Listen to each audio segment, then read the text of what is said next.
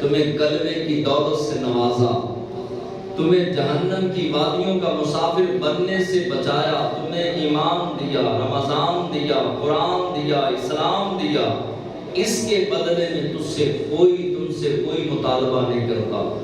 حضور فرماتے ہیں کہ اس سے یہ سارا کچھ تمہیں دینے کے بعد مصطفیٰ کریم علیہ السلام اپنی امت سے فرماتے ہیں کہ اس کے بدلے میں کچھ نہیں مانگتا، کوئی اجرت نہیں، اجرن الا المودۃ فی القربى، کوئی پیسہ نہیں، کوئی روپیہ نہیں، کوئی اجرت نہیں، بس ایک کام کرنا، الا المودۃ فی القربى، میرے گھر والوں کے ساتھ پیار کرنا، محبت کرنا، عقیدت رکھنا۔ جہاں محبت، پیار اور عشق کی انتہا ہو جائے وہاں پر مودت کا آغاز ہوتا ہے۔ فرمایا محبت اور پیار یہ پیچھے رہ جائے، میرے گھر والوں سے، میری آل پاک سے، میری اہل بیت کے ساتھ مودت کا رشتہ قائم رکھنا، عقیدت و محبت کا رشتہ قائم رکھنا۔ حضور نے فرمایا تمہیں سب کچھ دیا، اس کی اجرت نہیں مانگی۔ آج تو 50,000 کی آدھے گھنٹے کی تقریر ملتی ہے، حضور علیہ السلام نے فرمایا تمہیں ساری زندگی ساری دولتوں سے مالا مال کیا، تمہیں جو ہے وہ اسلام کے نور سے مالا مال کیا، ایمان کے نور سے مالا مال کیا، رمضان اور قرآن کے نور سے مالا مال کیا، تمہارا تعلق رب سے جوڑا، لیکن یہ سارا کچھ کرنے کے بعد تم سے کچھ نہیں مانگا، نہ تم سے کوئی مطالبہ کیا، نہ کوئی اجرت مانگی کہ اس کے بدلے میں مجھے یہ دو، کچھ نہیں مانگا۔ البتہ یہ ضرور ہے الا المودۃ فی القربى، یہ کام ضرور کرنا کہ میرے گھر والوں سے، میری اہل بیت سے، میرے خاندان سے محبت ضرور کرنا۔ اور محبت بھی کوئی عام محبت نہیں، بلکہ اس محبت کا نام مودت ہو، محبت کی جہاں انتہا ہو جائے وہاں سے مودت کا آغاز ہوتا ہے۔ فرمایا محبت سے بڑھ کر میرے خاندان سے، میری اہل بیت سے، میرے گھر والوں سے مودت کا رشتہ قائم رکھنا۔ حضور علیہ السلام کی آل پاک سے محبت رکھنا یہ ایمان کا بنیادی اصول ہے۔ ہم صحابہ کرام کے عقیدت مند اور مودت رکھنے والے بھی ہیں، اور اہل بیت کی عقیدت مند اور مودت رکھنے والے بھی ہیں۔ خالق ذوالجلال نے اہل سنت و جماعت پر وہ فضل کیا ہے کہ انہوں نے بیلنس رکھا، یہ نہیں کہ صحابہ کی محبت کی آڑ میں اہل بیت کے گستاخ بن جائیں، اور یہ بھی نہیں کہ اہل بیت کی محبت کی آڑ میں صحابہ کے، اور صحابہ کی محبت کی آڑ میں اہل بیت کے گستاخ بن جائیں۔ اللہ نے فضل اتنا کیا اہل سنت پہ کہ جب صحابہ کی باری آئے تو اہل سنت و جماعت صدقے باری جاتے ہیں، اور جب اہل بیت کی باری آئے تو نظریں جھکا کے پھر بھی صدقے باری جاتے ہیں۔ یہ خالق ذوالجلال نے خاصہ دیا اہل سنت و جماعت کو، جو صدیق اکبر سے لے کر امیر معاویہ تک سارے صحابہ کرام کے بھی غلام، اور حضرت حیدر کرار شیر خدا سیدہ خاتون جنت فاطمہ الزہرا، حسن و حسین اور آپ کی آل پاک اور سید زادوں، آج تک کے سید زادوں کی غلامی کا پٹا اہل سنت و جماعت جو صحیح عقیدہ سید زادے ہیں ان کی غلامی کا پٹا آج تک اہل سنت و جماعت اپنے گلوں میں سجا کر اور اپنے ماتھے کا جھومر بنا کر جو ہے وہ زندگی گزار رہے ہیں۔ نعرہ تکبیر، اللہ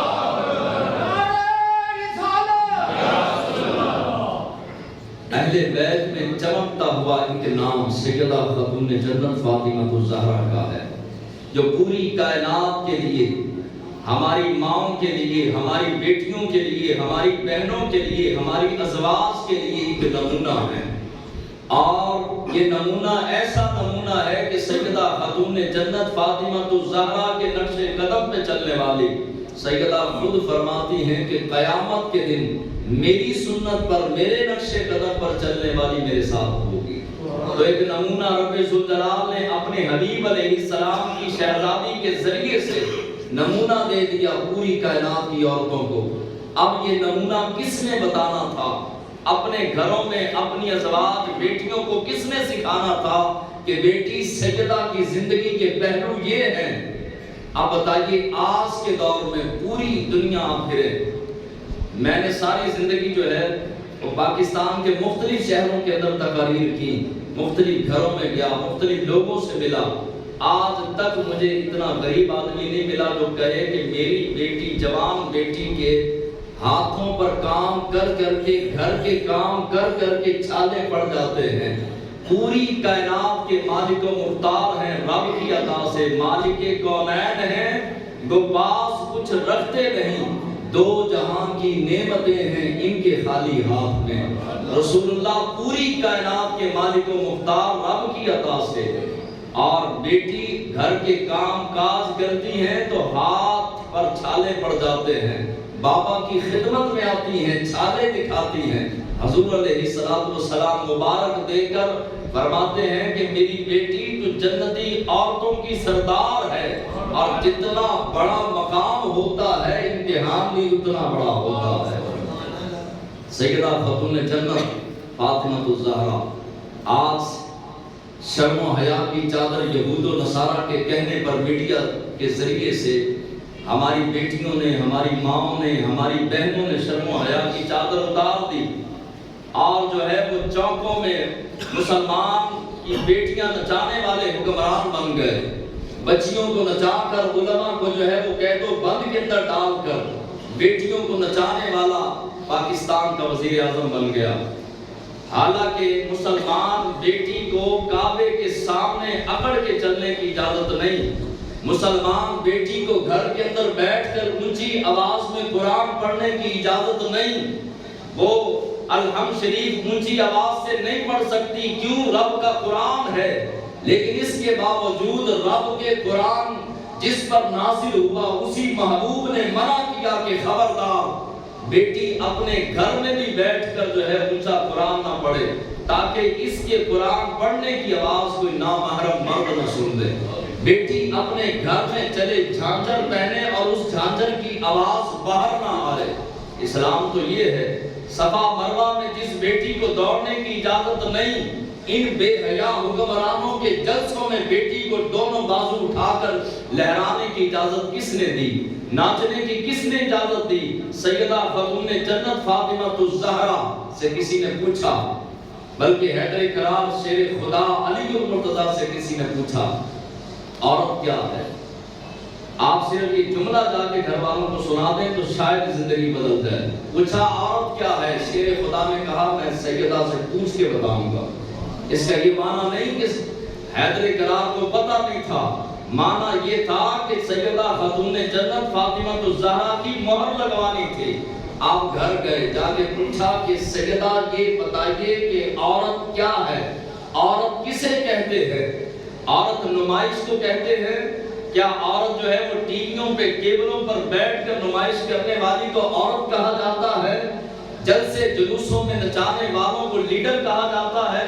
بچیوں کو نچانے والے اور وہ مسلمانوں کی بیٹیاں چوکوں میں جا کر ناچنے کے لیے نہیں بنی، اور ایسے بدبخت لیڈروں کے لیے نہیں ہیں، بلکہ سیدہ خاتون جنت فاطمہ الزہرا کے نقش قدم پر چل کر جنت کی وادیوں میں جانے کے لیے عورت بنی۔ سیدہ سے پوچھا عورت کسے کہتے ہیں؟ آپ نے فرمایا کہ عورت اسے کہتے ہیں جسے کوئی نامحرم مرد نہ دیکھے، کوئی نامحرم مرد نہ دیکھے۔ اگلی بات اس سے بھی اعلیٰ ارشاد فرمائی، فرمایا اعلیٰ ترین عورت اسے کہا جاتا ہے جو ساری زندگی کسی نامحرم مرد کو نہ دیکھے۔ عورت اسے کہا جاتا ہے جسے کوئی نامحرم مرد نہ دیکھے، اور اعلیٰ ترین عورت وہ ہے جو کسی نامحرم مرد کو نہ دیکھے۔ سیدہ خاتون جنت فاطمہ الزہرا ساری زندگی پریشان رہی، کس وجہ سے؟ دولت کی وجہ سے، پیسے کی وجہ سے، گھر میں غربت کی وجہ سے؟ نہ، بلکہ آپ سے پوچھا جاتا کہ اماں جان آپ اتنا پریشان رہتی ہیں، دن رات روتی ہیں، وجہ کیا ہے؟ فرمایا میں نے ساری زندگی پردے کا اہتمام رکھا، پردے کا خیال رکھا، پردے کا اہتمام رکھا، لیکن میں ڈرتی ہوں جب میرا انتقال ہوتا ہے، جب میں دنیا سے جاؤں تو چارپائی پہ جسم ڈالا جاتا ہے تو چارپائی پر چادر ڈالنے کے باوجود جسم جھلکتا ہے، جسم کے اعضاء نظر آتے ہیں، تو اس وقت کیا بنے گا؟ میں اس وجہ سے پریشان ہوں کہ کہیں دنیا سے جانے کے بعد جب میرا جسم چارپائی پہ ڈال دیا جائے تو میرا جسم جھلکے نہ، اس وجہ سے میں پریشان ہوں۔ تو حبشہ سے آئی ہوئی ایک کنیز نے کہا کہ اماں جان، اس کا حال میں نے حبشے میں دیکھا ہے، لوگ 4 سوٹیاں لگا کے، ڈنڈے لگا کے اوپر چادر ڈال دیتے ہیں چارپائی کے اوپر، تو میت کا جسم جھلکتا نہیں، نظر نہیں آتا، وہ قبر نما جو ہے وہ بنا کے چارپائی کے اوپر جو ہے وہ بنا دیتے ہیں، اس سے جسم جھلکتا نہیں۔ تو سیدہ نے سجدہ شکر ادا کیا اور کہا کہ طویل پریشانی کے بعد آج میری پریشانی ختم ہو گئی۔ ان کو تو پریشانی یہ تھی کہ میرے دنیا سے جانے کے بعد بھی میرا جسم نہ جھلکے، نہ کوئی دیکھے۔ یہ سیدہ خاتون جنت فاطمہ الزہرا جو گھر کے کام کاج بھی کرتی اور اپنے بچوں کو ڈرامے دیکھ دیکھ کر لوریاں دینے والی ماؤں، بہنوں، بیٹیوں کو یہ بتاؤ کہ سیدہ جب حسن و حسین کو دودھ پلاتی تو قرآن کی لوریاں دے کر کبھی سورہ یاسین پڑھتی تو کبھی سورہ بقرہ پڑھتی، کبھی سورہ مزمل پڑھتی تو کبھی سورہ طٰہٰ پڑھتی، کبھی قرآن کی جو ہے وہ سورہ دہا پڑھتی تو کبھی علم نشرہ پڑھتی۔ قرآن کی لوریاں دے دے کر بچوں کو جب پالا، جوان کیا اور دودھ پلایا تو بچے بھی ایسے پیدا ہوئے، جوان ہوئے کہ جب بچے جوان ہو گئے تو بچوں نے کہا کہ اماں جان، آپ نے قرآن پڑھ پڑھ کے ہمیں پالا، جوان کیا، دودھ پلایا، لوریاں دیں، اب ہم آپ کی قرآن کی لوریوں کی مان اس طرح رکھیں گے کہ کربل کا ریگزار ہوگا اور کربلا سجا ہوگا، سخت ترین گرمی کی شدت کے اندر جسم دھڑ سے جدا بھی ہو جائے، سر سے جدا بھی ہو جائے اور سر نیزے کی نوک پہ بھی چڑھ جائے تو نیزے کی نوک پہ چڑھا ہوا قرآن سنائے گا اور یہ بتلائے گا کہ جس کی ماں گود میں لے کر قرآن کی لوریاں دے، پھر اس کے بچے نیزے کی نوک پہ قرآن سنایا کریں۔